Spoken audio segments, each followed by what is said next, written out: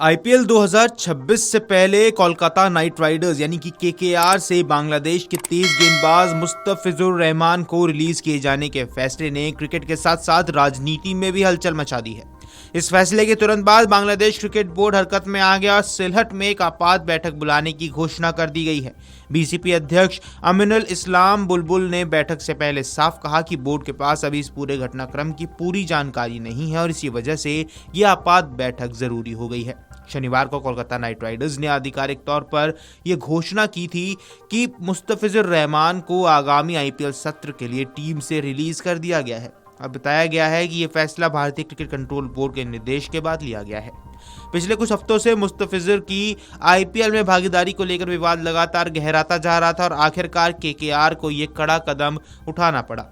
मुस्तफिजुर रहमान का IPL career नया नहीं है। वो इससे पहले भी कई फ्रेंचाइजियों के लिए खेलते हुए नजर आ चुके हैं और अपने स्लोअर गेंदों और डेथ ओवरों की गेंदबाजी के लिए पहचाने जाते हैं। आमतौर पर बांग्लादेशी खिलाड़ियों की आईपीएल में मौजूदगी को लेकर इतना बड़ा विवाद पहले कभी नहीं देखा गया, लेकिन इस बार मामला सिर्फ क्रिकेट तक सीमित नहीं रहा, बल्कि इसका सीधा संबंध भारत बांग्लादेश के मौजूदा राजनीतिक और सामाजिक हालात से जुड़ गए हैं।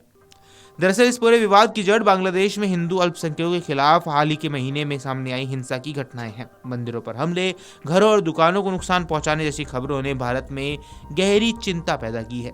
इन घटनाओं के बाद भारत और बांग्लादेश के बीच द्विपक्षीय संबंधों में भी तल्खी देखने को मिली है। इसी पृष्ठभूमि में कुछ राजनीतिक दलों और नेताओं ने सवाल उठाया कि ऐसे हालात में आईपीएल जैसे बड़े मंच पर किसी बांग्लादेशी खिलाड़ी के खेलने की इजाजत देनी चाहिए या नहीं। भाजपा और शिवसेना से जुड़े कई नेताओं ने इस मुद्दे को खुलकर उठाया। उन्होंने केकेआर द्वारा मुस्तफिजुर को टीम में शामिल किए जाने पर कड़ी आपत्ति जताई और इसे राष्ट्रहित से जोड़कर देखा। कुछ नेताओं ने यहां तक कह दिया कि ऐसे खिलाड़ी को खिलाना देश की भावनाओं के खिलाफ अपमान है। इन बयानों के बाद सोशल मीडिया पर बहस और तेज हो गई। ट्विटर, फेसबुक, इंस्टाग्राम जैसे प्लेटफॉर्म्स पर मुस्तफिजुर और केकेआर ट्रेंड करने लगे, जहां एक तरफ लोग फ्रेंचाइजी की आलोचना कर रहे हैं तो वहीं दूसरी ओर क्रिकेट को राजनीति से दूर रखने की भी अपील की जा रही है। इस पूरे मामले में केकेआर के मालिक शाहरुख खान भी चर्चा का केंद्र बन गए। मुस्तफिजुर को नीलामी में खरीदने के बाद से ही शाहरुख खान को सोशल मीडिया पर तीखी प्रतिक्रियाओं का सामना करना पड़ा।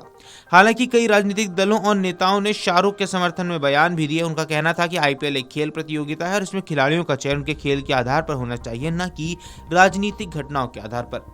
अब बीसीपी की आपात बैठक में इस संदर्भ में बेहद अहम मानी जा रही है।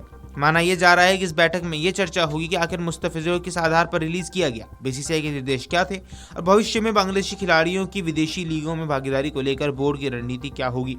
बीसीबी अध्यक्ष अमीनुल इस्लाम बुलबुल ने संकेत दिए हैं कि बोर्ड इस मामले को गंभीरता से ले रहा है और सभी पहलुओं की जानकारी जुटाने के बाद ही कोई आधिकारिक प्रतिक्रिया दी जाएगी। क्रिकेट जानकारों की माने तो ये मामला आने वाले समय में अंतर्राष्ट्रीय क्रिकेट और लीग क्रिकेट के रिश्तों पर भी असर डाल सकता है। अगर राजनीतिक कारणों से खिलाड़ियों की भागीदारी पर सवाल उठने लगे तो ये सिर्फ बांग्लादेश की ही नहीं बल्कि अन्य देशों के खिलाड़ियों के लिए भी एक नई चुनौती बन सकता है। कुल मिलाकर मुस्तफिजुर रहमान का केकेआर से बाहर होना सिर्फ एक खिलाड़ी के रिलीज होने की खबर नहीं, बल्कि ये मामला अब खेल, राजनीति और कूटनीति तीनों के संगम का प्रतीक बन चुका है। Video desk अमरुजाला.com।